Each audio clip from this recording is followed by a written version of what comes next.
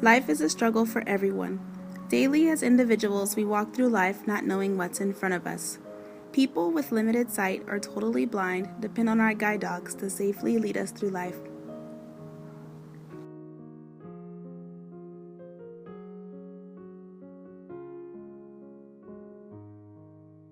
I am a guide dog instructor. I'm actually a senior guide dog instructor. A guide dog basically leads someone down the street and avoids obstacles, keeps them from running into obstacles, doesn't get distracted, stays focused on their job, and takes them from curb to curb basically. So they take them to a curb and then they cross the street and they get to another curb and then they go down the block and take you to the next curb. And we train them again with the collar. I show them the path that I want them to take down the street.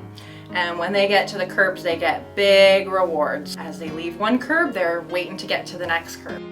I'm the breeding manager for Guide Dogs for the Blind, and so I oversee Guide Dogs' breeding department. Our function is to produce the type of puppies that will become successful guide dogs, and so that would include dogs that are healthy and have the physical characteristics that we need for a guide dog, as well as dogs who have the right temperament to become a guide dog. Puppies are born here in our whelping kennel, and they live here until they're about 8 weeks old, when they leave to go out to their raiser families who raise the puppies for the first about 16 months of their lives before they come in for formal training. The dogs that we use are Labrador retrievers mostly, and we graduate about 10% of our dogs are golden retrievers like Festive here, and another 10% are lab golden cross breeds. We're looking to match the best female and the best male together, and depending on which dog that is, you might want a dog that, if you have a softer, more gentle female, then maybe you're looking for a little more energetic, robust male to breed her to. So we look at all the trends of what those dogs have produced previously, and we make decisions about who will breed to who. The puppies at 6 weeks of age will move from that special whelping kennel into what we call the puppy kennel. So it's a different place on campus where they have a little more opportunity to be outside and play in the play yard and interact with other puppies, and we have a whole group of socializers and a socialization plan where the puppies get worked with each day on body handling and starting to wear a leash and collar. They get to play on different types of surfaces, and just in general getting them prepared for the world that they're going to face and all the socializing that'll happen when they're in the puppy raising program, in order to prepare them to be a service dog when they grow up.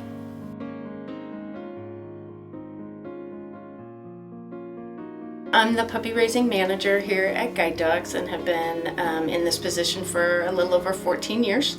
I supervise the part of the program in which puppy raisers, our volunteers, are raising puppies in their homes from the age of 8 weeks to 15 months old until they are ready to come back to campus for the formal guide work training. Learning how to walk politely on a leash, come when called, a little bit of obedience, and some puppy handling, which is really essential as a guide dog.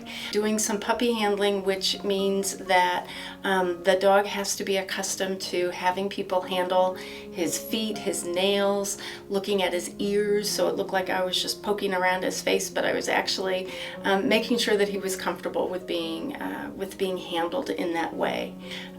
What our puppy raisers do for us, besides teaching that kind of basic obedience and politeness on leash, is they work to socialize these puppies so that they can be comfortable out in the world, whether it's in a movie theater, at church, at the fire station, in an airplane. So they're working on exposing these pups to all different kinds of people, all different kinds of places, sights, sounds, smells, the whole thing, so that when they do go out as a working guide with a visually impaired person, that they can be out in the world and they can confront maybe somebody in a wheelchair, or the backfire of a car when they are standing on a street corner, and it's not going to startle them and perhaps put their blind partner at risk.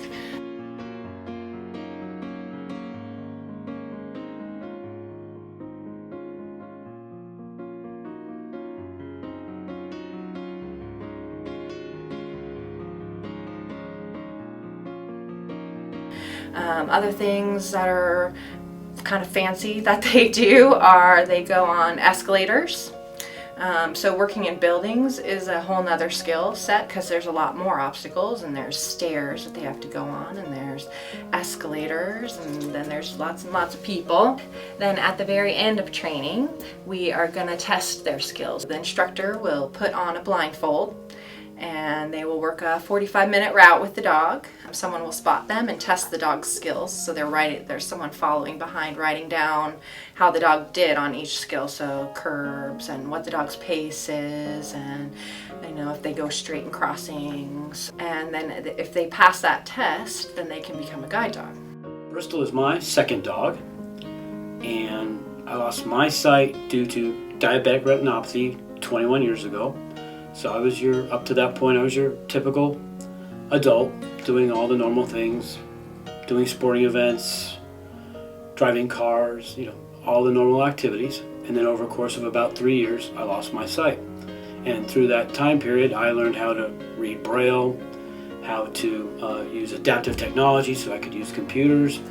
And what I feel probably is most important was learning to travel independently. For me, the big change was my confidence. I was a cane traveler, but once I started working with a guide dog, I became a much more confident traveler. I was willing to go, especially my example was always the airport. Before, I was a little hesitant to go through the airport with the rope lines and the security with the cane. I felt that kind of awkward, concerned about bumping into people. Once I started using a dog, that concern went away because simply dog helped me guide through the lines, go to the security checkpoint, go through at a much greater ease and comfort. And of course, dog's a great icebreaker. People relax, they talk to you much calmer, much more appropriate than for me than when I was using my cane. People were more standoffish and seemed to be more distant. Just has made my life just overall, easier and a lot more fun, I believe. And it's just, I enjoy traveling with a dog. My name is Hunter, and Linnea is my first guide dog, and I have had her for 7 months. And Linnea makes me feel like I finally belong again into society, and she just helps me out, and we go everywhere together. It's awesome. With Linnea, I am allowed to be myself. I am not afraid to shine on my own without the help of others. And Linnea makes me free to be independent and be who I am. Our dogs give us the sense of freedom. With their ability to lead the way safely, we can go anywhere. Our dogs truly give us the independence that fully sighted people already have.